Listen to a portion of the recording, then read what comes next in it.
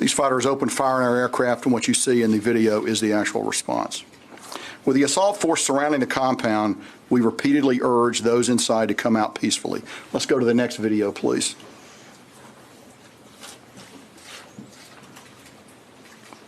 So this is a video of the assault force actually closing up to the compound. Those who came out of the building were checked for weapons and explosives and moved away from the immediate area.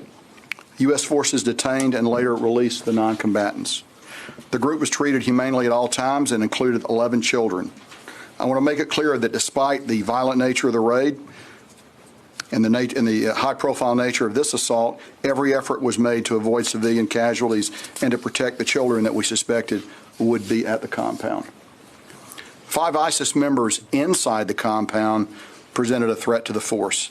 They did not respond to commands in Arabic to surrender, and they continued to threaten the force. They were then engaged by the raid force and killed. There were 4 women and 1 man. After this engagement, and once established inside the compound, U.S. forces discovered Baghdadi hiding in a tunnel.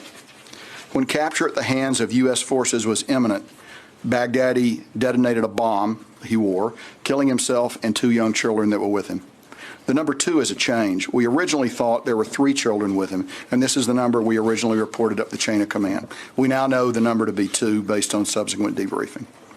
A total of 6 ISIS members died on the objective. 4 were women, and there were 2 men, including Baghdadi. This is in addition to the 2 children killed by Baghdadi as he blew himself up.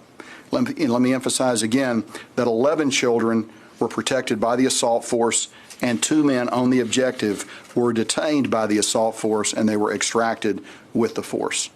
After Baghdadi's murder-suicide, our assault force cleared significant debris from the tunnel and secured Baghdadi's remains through DNA identity confirmation, which were flown with the assault force back to the staging base.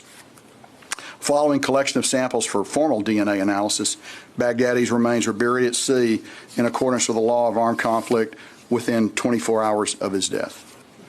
While the assault force was securing the remains, they also secured whatever documentation and electronics we could find, which was substantial.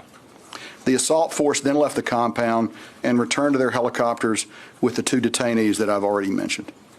After our forces were safely off the objective, U.S. forces employed precision standoff munitions to destroy the compound and its contents. Let's go to the next video, please.